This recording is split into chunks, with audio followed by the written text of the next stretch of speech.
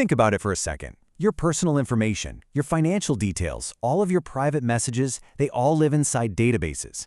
In this explainer, we're going to pull back the curtain on how hackers try to get at that data and the really clever multi-layered defenses that are designed to stop them.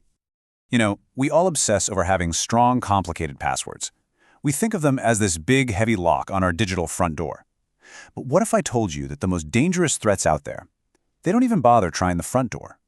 They're looking for unlocked windows, vulnerabilities left wide open in the very code of the apps you use every single day. And that's exactly our focus today. We're going to start with the most common ways hackers sneak in, and then we'll get into the modern defenses that are designed to seal those backdoors shut for good, from smarter ways of coding to the powerful math behind cryptography.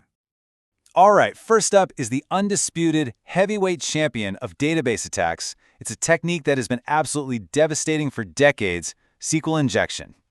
So what is it exactly? Well, with a SQL injection, a hacker doesn't need to steal your password. Instead, they trick the database itself into running their commands. And they do this by slipping a malicious piece of code right into a totally normal input field, like a username box or a search bar.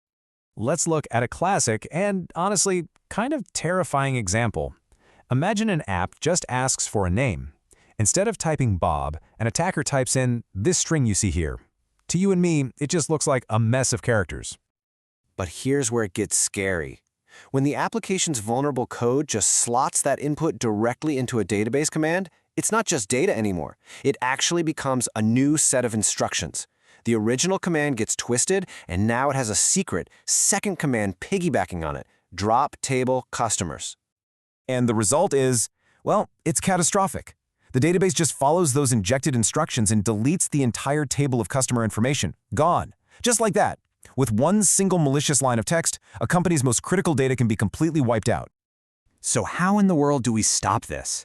Well, the main defense is a coding practice called parameterized statements. You can see here, the vulnerable code on the left just blindly mashes the user's input together with the command.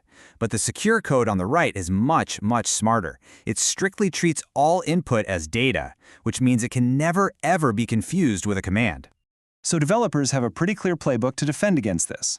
Parameterized statements, that's the first line of defense. Next up is input validation, which basically acts like a bouncer at a club, filtering out any suspicious-looking characters. And finally, function security, which just limits what the database is even allowed to do, preventing destructive commands from ever being an option in the first place. Okay, so not every attack is a big, loud smash and grab. Sometimes hackers act more like detectives, piecing together small, perfectly legal clues to uncover secrets they aren't supposed to see. This is something called the inference problem. You know how a lot of databases are designed to give you statistical summaries but protect individual privacy? Like, you can ask, what's the average salary, but you can't ask, what is Jane Doe's salary? Well, the inference problem is when a really clever user asks a series of those perfectly legitimate statistical questions to figure out that forbidden individual information anyway. Let's just walk through a quick example. A user asks a totally legitimate question. How many employees here earn over 200K? The database answers 1. Okay, so far, so good. No private information has been revealed at all. But now they get a little more specific. Okay, how many people in the CEO's department earn over 200K? And again, the database correctly answers 1. And with that single answer, the trap is sprung. By combining the answers to those two innocent questions, the user just confirmed the CEO's salary is over $200,000. They inferred a private fact without ever breaking any rules or asking for it directly. Pretty sneaky, right? Now, the solution here is just as clever as the attack. To stop this kind of detective work, systems can inject a tiny amount of random noise into the statistical answers. The results stay super accurate for any big-picture analysis, but that little bit of intentional fuzziness makes it impossible to be certain about any one individual, which completely foils the attack.